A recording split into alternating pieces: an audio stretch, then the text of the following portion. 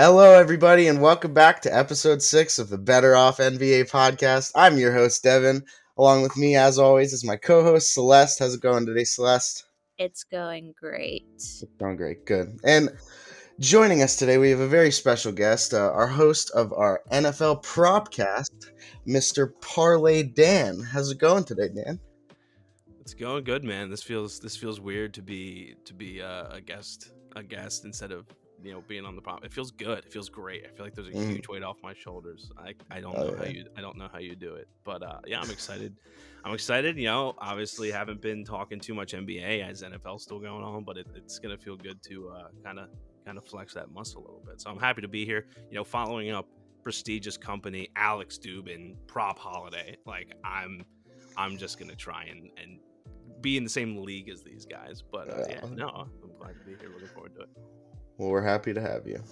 All right, cool. Well, we can jump right into it. We're going to start with NBA news, and first thing we're going to talk about is the Knicks acquiring Cam Reddish in a deal with the Hawks. They got rid of Kevin Knox, who I've always thought was a giant bum. But yeah, they got rid of Kevin Knox, and they picked up a pretty talented player who I think Cam Reddish is a special player. And they got him for a decent deal, Kevin Knox, bum, and a first-round pick. So that's, I don't know, I think it's a pretty good deal. What do you guys think?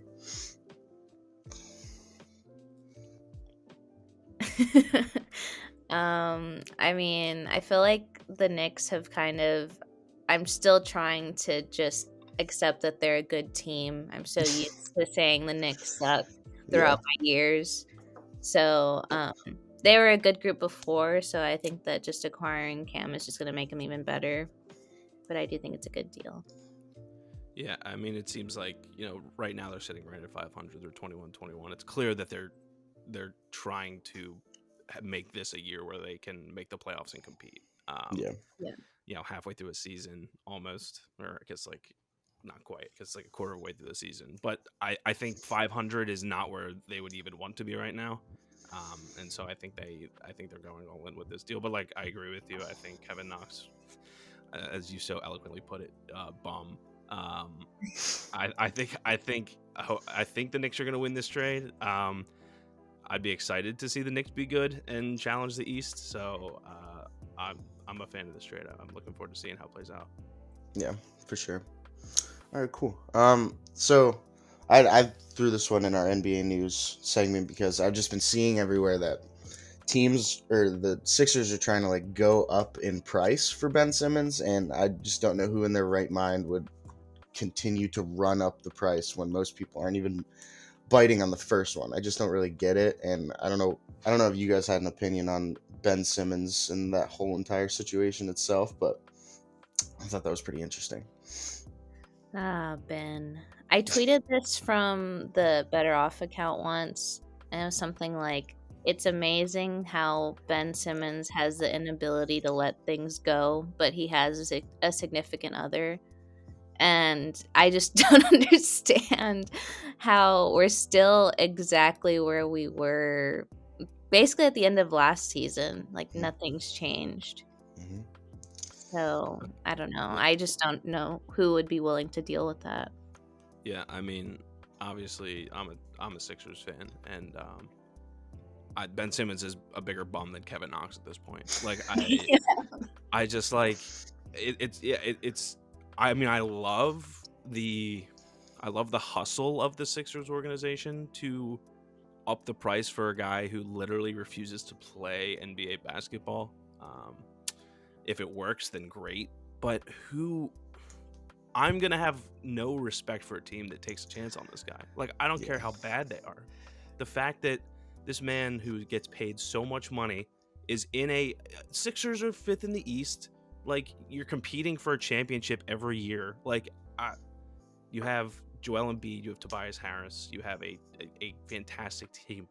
And the fact that you are just refusing to show up to preseason, show up to training, show up to practice, show up to games. Not like, if the Sixers can somehow spin that into, or we can use this to run up the value of Ben Simmons, then that's fantastic for them, and I hope that they do. But honestly, like, any team that signs him, it's just going to be a bad look at this point. He's getting real close to becoming like untouchable, and Yeah. I think All the drama that he's making is just completely overshadowing the fact that he's a pretty good basketball player. Yeah. No one wants to deal with that stuff. It's like it's the same thing with the NFL, like taking your pads off in the middle of the game and running out to the locker room like a certain person I won't even name because I'm a Steelers fan. But yeah, it's the same situation. Like it overshadows your talent, and it's pretty sad. But it's also like you're mad about you don't want to play with the Sixers. Okay, I get it, whatever. But bro, you can't even shoot free throws. You can't even shoot the ball.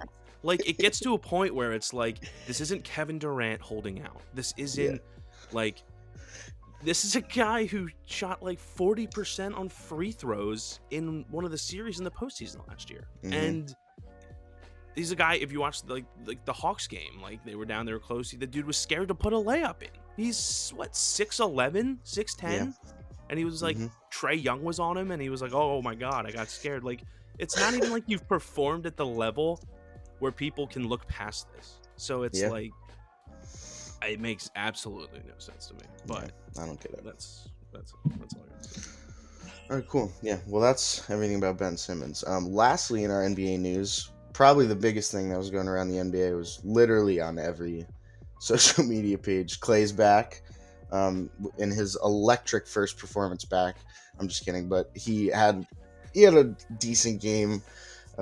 His first game could have been better, but he obviously just got off of like a 2-year hiatus after being hurt, so it's no one's gonna come back and drop like 30 points. It'd be like inhuman if that happened. But I don't know. It's good to see him back. I'm obviously like the Warriors are like pretty much like the Patriots of the NFL to me at this point.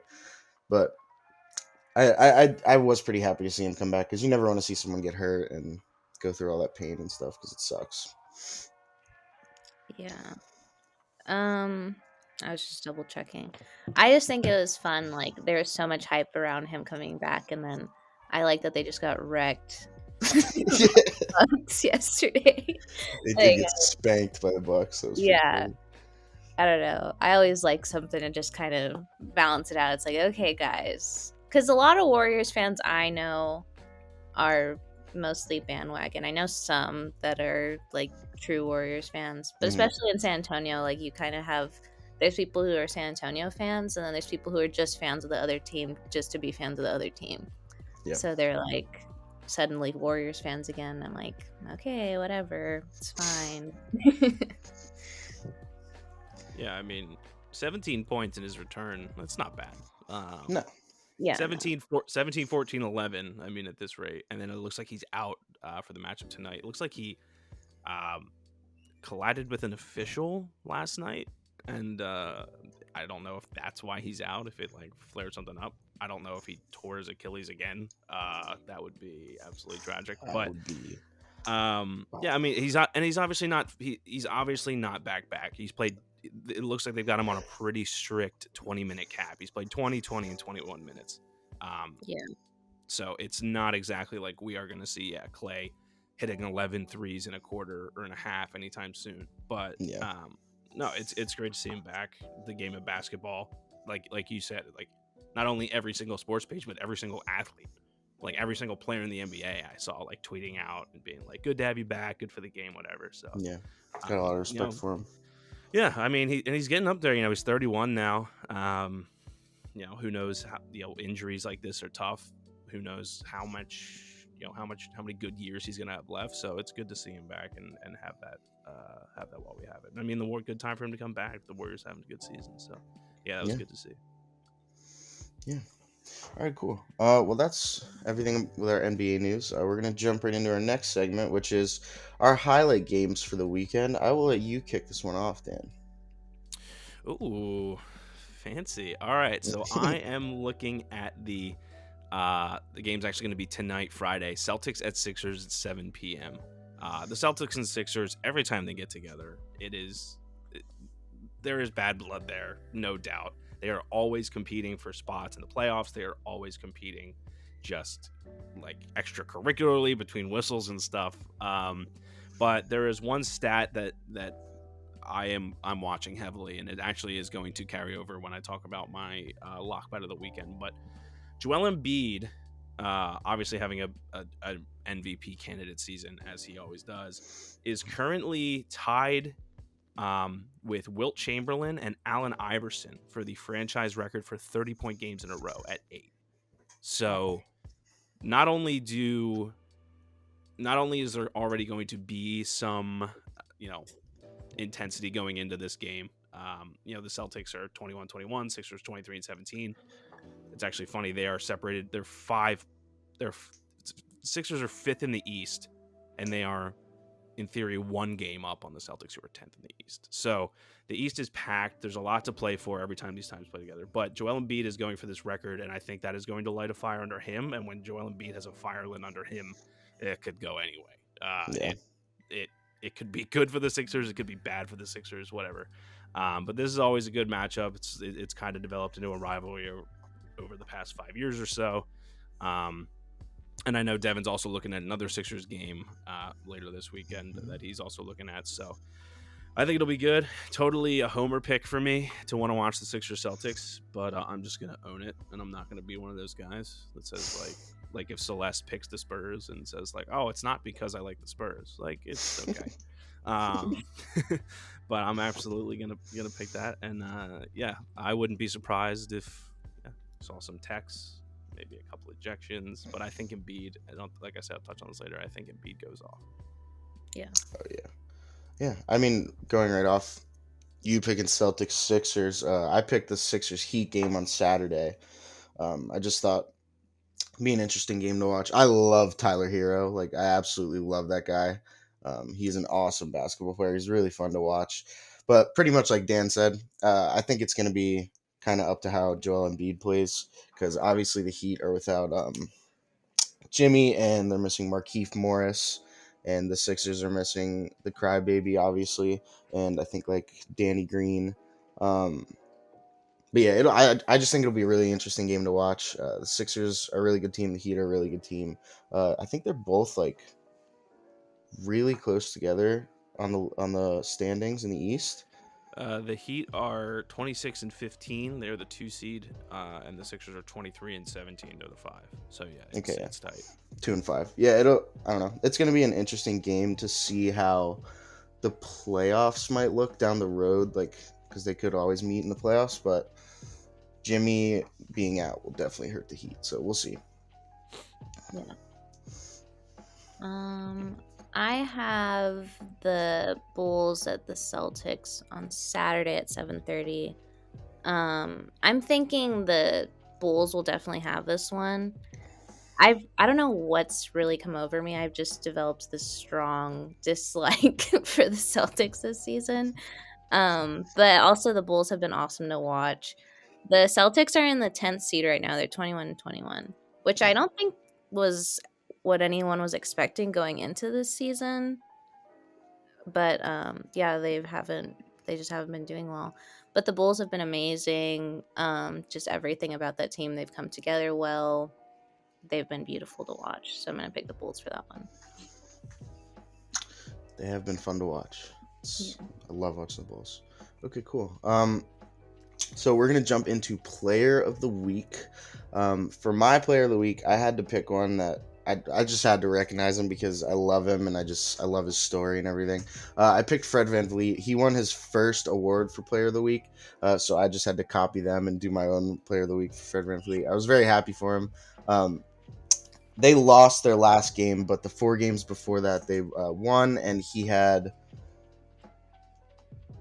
33 in the first one, 19, 37, and 32.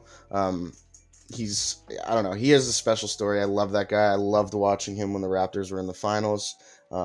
He's undrafted. He's a really cool dude and a very talented basketball player. So I thought I'd give him my pick for this week. He also, I think he had a triple-double in the Jazz game, which I thought that was pretty cool. But yeah, Fred. Celeste or Dan? I'll go. Sorry. I'm gonna pick Jaw. who's been just an absolute beast and a menace to society for the entire season. Mhm. I know that they're on a 10-game win streak, but then I don't know what it is now. Is it still 10? It could be more. But he's Yeah, it's I would 11 right now. Okay, 11-game win streak. It's just the Grizzlies are scary. They're a scary group with him. I used to be really scared of Zach Randolph back in the day, and I feel like he's just a much younger, scarier version of him. Zach Randolph has like the attitude of a scary like player, but then he doesn't really have the stats like Ja has, obviously. Um, but yeah, he's just been awesome. I think that it's really cool to see the Grizzlies contend, and I could see them going all the way, honestly, at some point. Yeah. Just a fun fact: John Morant's salary, $9.6 million. Steven Adams' salary, $17 million. So if you're I'm just looking at the Grizzlies roster right now, and I thought that was very interesting. Anyway, so Ja's gonna get paid any day now. So yeah. So for my player of the week, not much to say. I talked about it pretty much already. Klay Thompson, just to come back from that. And like I said, the impact it had on the league, on the players, on the fans, on the networks and their ratings. I just think having him back is just good for basketball, top to bottom. So you said it was one of the biggest stories of the week, so I got to give it up. I know people who have had injuries like that, Achilles injuries, ACLs, knee stuff. He's gone through it all, and it's tough. But it's good to see him back. It's 2 years, so long, such a long time, and just to come back. I mean, yeah, it's like one thing to think about coming back from injury and being able to run and jump and cut. It's another thing to just, what is it? How has the game changed in 2 years? Who are these players on the court? Like, there's a whole other mental game behind it. And I'm sure it's tough for him right now. And like I said, he's only playing 20 minutes, but I'm sure he's gonna have to figure it out. And so I think he's got a road. He's still got it. So even though he's back and he's physically good to go, I think he's still got a long road ahead of him. But like I said, it's good for the league to be back. So he's my first ever NBA player of the week. So congratulations, Klay. We'll be sending you something. We'll be sending you something in the mail. Oh yeah. All right, cool. So our last segment before we talk about the ESPN games, we're gonna talk about our lock bets of the weekend. I don't know if Celeste and I have. Probably Celeste has, but I don't think I've hit. And since she cursed me when she made her lock bet the Spurs money line plus 500 and it hit, they were playing the Jazz, and she said that was her lock bet and it hit, and I haven't hit one since she hit that. It's like the craziest thing I've ever seen. But my lock for this week is the Suns to cover the spread, which is minus 5.5. That comes out at minus 106 on FanDuel. I was literally trying to find like so many different things, but there is so many options that aren't available on FanDuel because of COVID going on and everything. It's just really screwing everything because they don't want to put odds on and then people take the odds and then the players out and then they have to figure out the entire situation. But I'm going to go with the Suns minus 5.5 at minus 106 on FanDuel. Nice.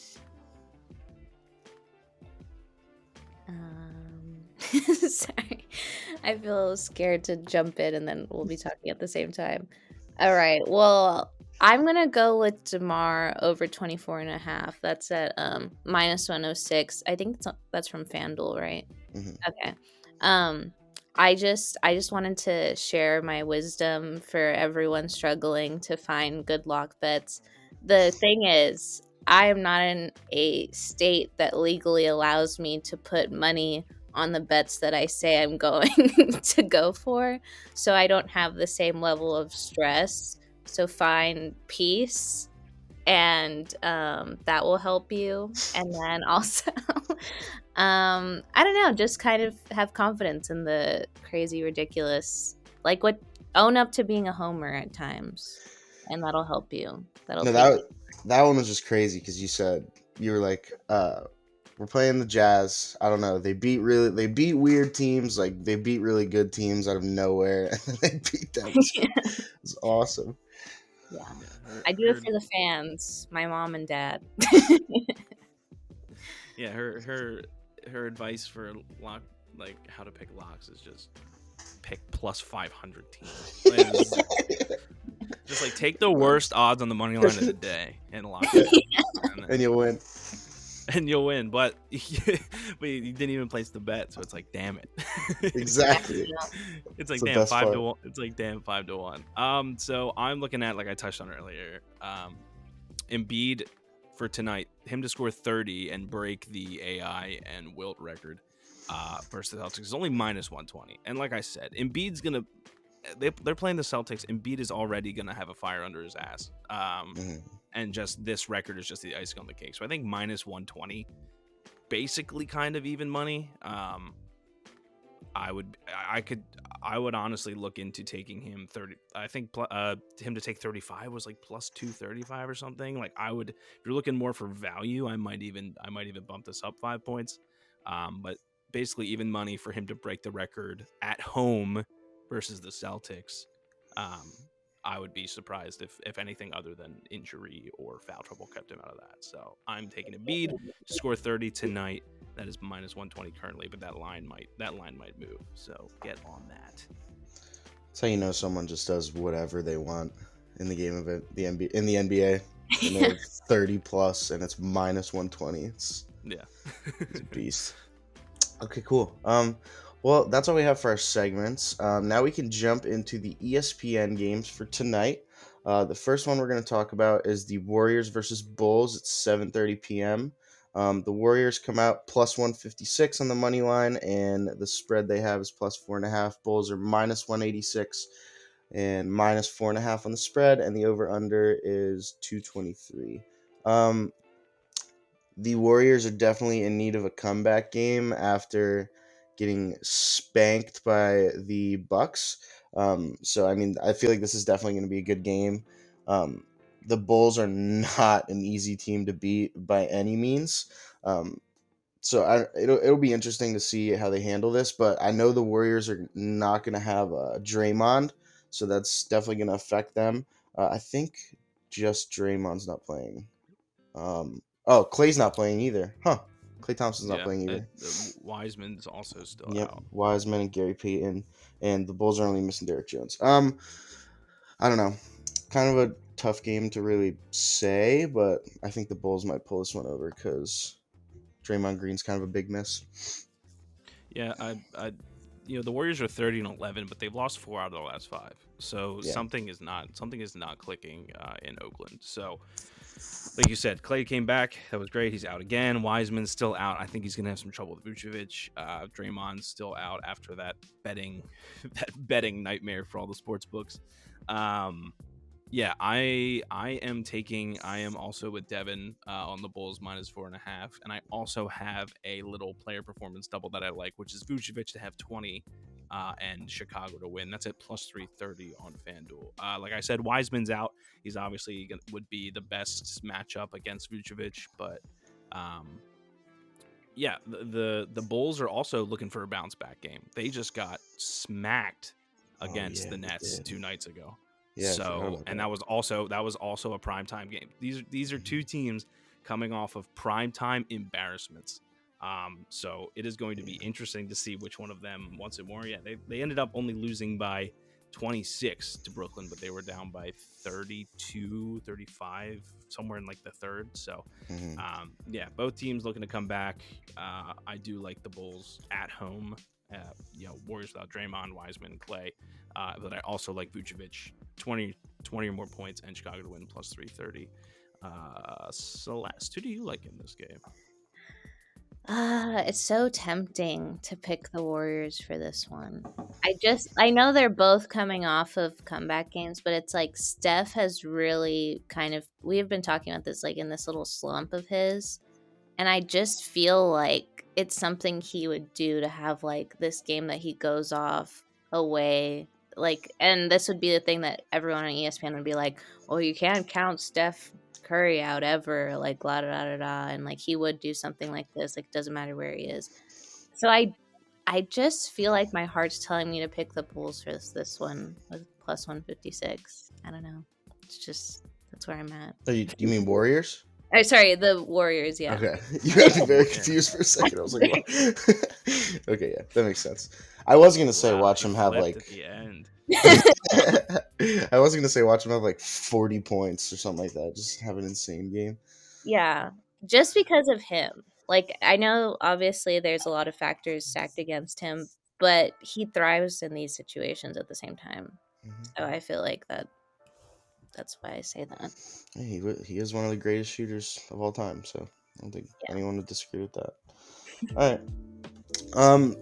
And lastly, we can jump into the 10 o'clock game, which will be the Mavs Grizzlies. Big game for the Grizzlies. Obviously, want to keep their win streak going. Those lines, the Mavs are plus 114 and plus 2.5.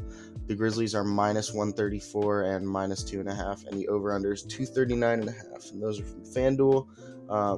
I'll start. I obviously picked the Grizzlies. I think they're going to have a fire lit under their ass. They're going to want to keep this win streak going. 12-game win streak would be crazy for them. I also just freaking love John Morant. He's just such a fun player to watch. I don't know. I'm very excited to see him in the league in future years because he's definitely going to be an MVP candidate pretty soon because he's a special basketball player. But I think the only people that are out are Steven Adams for the Grizzlies and then the Unicorn, Kristaps for the Mavs. And Willie Cauley-Stein. But yeah, what are you guys thinking? Yeah, like we talked about, the Grizzlies obviously on 11 straight, but don't forget that the Mavs just lost their first game out of the last 7 to New York back on the 12th. So they are all. I mean, actually, they won 1, 2, 3, 4, 5, 6, 7 of their last 9. So they are also a hot team, even though the streak does not reflect it at lose 1. And honestly, I think this is kind of a game where that streak, that 11-game streak, makes me nervous. I'm gonna take the Mavs plus 2.5. Luka did not have a good game in his last game, and I think that again, primetime game. Dallas is coming in trying to break the streak. I think Luka goes off. I actually have another player performance double for this game as well, which is going to be Luka to have a double and the Mavs to win. So I guess even though I took Mavs plus 2.5, I guess I'm hedging in case they blow them up. But Doncic dub, Dallas to win plus 220. So I've actually already put these in. I have parlayed those 2 player performance doubles together because I am just so confident in them, which is comes out plus 1190, so basically 12-1, so 5 to win $60 on FanDuel. So Doncic is gonna have double. I looked into triple double. Honestly, it was only like plus 260 for him to have a triple double or something, which is like crazy. But yeah, so double and Dallas to win. If not, I still think it's gonna be a close enough game where Mavs 2.5 is a good play. But Celeste, you taking your boy Ja, or are you gonna just go back on your word? No, I'm gonna take my boy Ja for sure. I mean, look at you, overachiever, adding all these extra little things for our game of the weekend. But honestly, so throughout my life, one of my least favorite teams has always been the Mavs. Just because of the Western Conference final that they beat us in when I was like, I don't know what, 7, 8, something like that. And then I was like, oh, I hate the Mavs. And then it's like, since they're a Texas team, it's like now that I'm at UT, it's like I'm meeting all these Mavs fans and they're so mean to me all the time because now the Mavs are good and the Spurs aren't because we don't have like the big 3 anymore. But I just feel like, I know it's like, that is a tempting thing, like a primetime game, and then to snap the streak. But I just feel like, I don't know, I'm kind of surprised that the Mavs are doing this well. They kind of do this, like, they'll go through a stage where they're, like, excelling, and then they kind of, like, near the end of the season, it feels like they drop in standings, like, rapidly. So I think that right now they're sitting like a little too comfortably in the 5th spot. And I think they just need to be taken down some notches. And I just feel like John Morant's the guy to do that for me. So I'm going to pick the Grizzlies. This is definitely a matchup we're going to be watching for years to come. Yeah. Luka and Ja. I had no idea that Luka wasn't 23 years old until they said it during the last telecast. That is so stupid to me. It is unbelievable that guy is so young. Oh yeah, it makes me so self-conscious. He's 3 years. He's 3 years younger than me, and look at me. Look at what I'm doing. I'm wearing a beanie. I'm wearing a beanie on a podcast. Better off beanie though. Yeah. Better off beanie. But yeah, I mean, all these games are so exciting. One thing I love about the NBA this year is, like, 5-6 years ago, we had a team that lost 9 games in the Warriors. Like, there's just nothing but just domination in the league. Like, the best team right now has 9 losses, but like, gone are the days of a team being so dominant that they go like 72-9. Like, all of these things, all of these standings are so close. The Bulls are the 1 seed in the East. They have 27 wins. The 10 seed has 21. Like, it is, I mean, it's obviously only a quarter of the way through the season, but 7.5 games separating the entire playoff slate is like absolutely crazy. I personally love it. I love it. Yeah, like, it makes all of these games so good. Like, and it's great for betting. Night in, night out, teams are trying to win games. Like, we're not going to see, I think, as much like load management or whatever you want to call it, because every game, like, nobody is. Like, even the Suns are only a game and a half up over the Warriors. Like, they are not comfortable if they want the 1 seed. So I think it's great. I think for betting, especially, because nothing is worse for betting than a blowout basketball game. Just take all the players that you bet on out. The lines just get blown up, whatever. No, but I'm excited. I think just going off this Grizzlies Mavs game, like the 3 versus 5 seed, but Grizzlies Mavs, the 3 versus 5, like, what the hell was that 3 years ago? Yeah, it's like, never heard that before. All of a sudden, like, it's just great. So I think that'll be a good game. I'm psyched about this NFL. But this NBA. I'm also psyched about the NFL playoffs, but it's not what we're talking about. Oh yeah, I mean, it's going to be interesting to see how this season comes to a close. Very interesting to see. All right, cool. That's pretty much everything we have for you guys today. Does anyone have anything to say before we sign off? No? If Celeste really wanted to, she could take the Warriors minus 10.5. It's plus 520. It's right in her wheelhouse. That is right in her wheelhouse. If she wanted to. For locking you are good. You're good at hitting the plus 500 bets. I'll do it on the app. In the BettorOff app. Do it in the BettorOff app, or just get a bookie too. Then you can actually bet. Yeah, there you go. All right, cool. Hit my line. We'll talk. All right, cool. Well, that's everything. That's everything we have for you guys today. Please don't forget to download the BettorOff app so you can become a better bettor. And we will see you guys in the next episode. Thank you again, Dan, for joining us. We'll catch you guys next week. Bye. See you guys.